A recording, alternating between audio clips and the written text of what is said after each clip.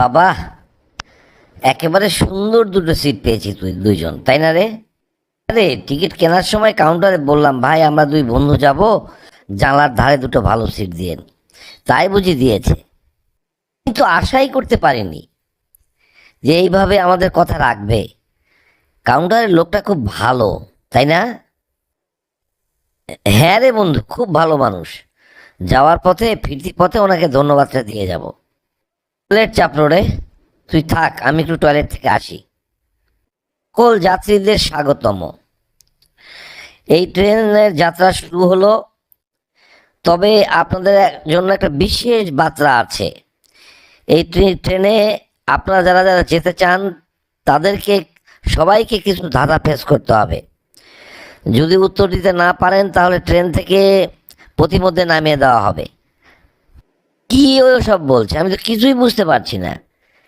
ট্রেনে টিকিট করে উঠেছি, আমি কি পরীক্ষা দিতে এসেছি নাকি?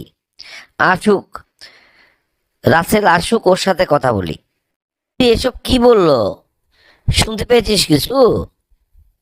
আরে আমি তো অবাকই হয়ে যাচ্ছি। আমি কি পরীক্ষা দিতে এসেছি নাকি? ট্রেনের টিকিট কেটেছি, গন্তব্যস্থলে যাব, আমার বাড়িতে যাব। আমি তো পরীক্ষা দিতে আসি নাই। এসব কি বলছে?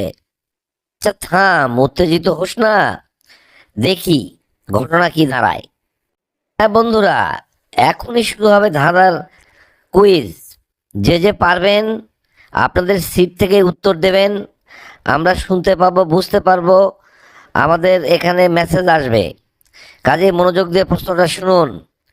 প্রথম প্রশ্ন, যা তুমি ধরতে পারো কিন্তু ছুঁতে পারো না, এটা কি? আমরা এখান থেকে বলবো, উনি নাকি শুনতে পাবেন। দেখি ওনাকে বলি শুনতে পান কি না। দেখুন, আমরা টিকিট কেটে ট্রেনে উঠেছি, আমরা পরীক্ষা দিতে আসি নাই। কাজেই এই ধরনের কথা আমাদেরকে বলবেন না, রাগ করবেন না, এটাই আমাদের নিয়ম। আপনারা ধাঁধার উত্তর দিতে দিতে যাবেন, আপনাদের মন ভালো থাকবে। না পারবেন নামিয়ে দিব, এক কথায় শেষ। আমি প্রশ্ন ধরেছি, উত্তর দিন। তো মহা বিপদ, ট্রেন থেকে যদি নামিয়ে দেয় তাহলে তো আরও বিপদ। দেখ দেখি বন্ধু, তুই প্রশ্নের উত্তরটা জানিস কি না। আমি তো প্রশ্নটা ভালো করে শুনিই নাই। বল তো কি কি যেন ধরলো। ওটা আমি যতদূর শুনেছি উনি ধরেছেন, যা তুমি ধরতে পারো কিন্তু ছুঁতে পারো না, ওটা কি? পারবি? তো মনে হয় এটা বাতাস হবে। না রে, এটা বাতাস হবে না।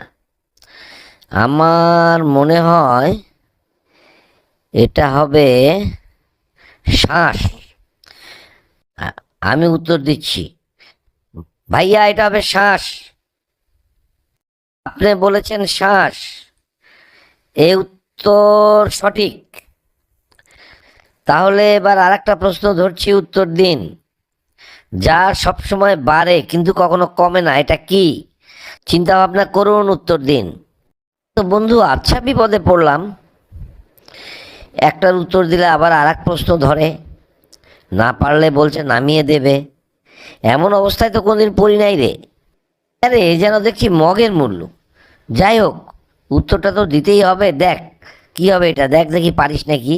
যা সবসময় বাড়ে কিন্তু কখনো কমে না, এটা কি হবে? আমার তো মনে হয় ওজন। আমরা তো সবসময় খাই দাই আর ওজন আমাদের বাড়তেই থাকে, এটা ওজনই হবে রে। না না, ওজন বলতে যাস না, ভুল করলে কিন্তু নামিয়ে দিবে, মহা বিপদে পড়বো। এটা ওজন হবে না, এটা হবে বয়স, আমি জানি।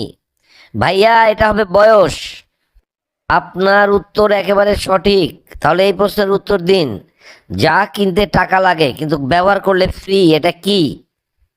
আরে এ তো বিরক্ত করে ফেললো, একটার পর একটা প্রশ্ন ধরতেই আছে। এবার আবার ধরেছে যা কিনতে টাকা লাগে কিন্তু ব্যবহার করলে ফ্রি।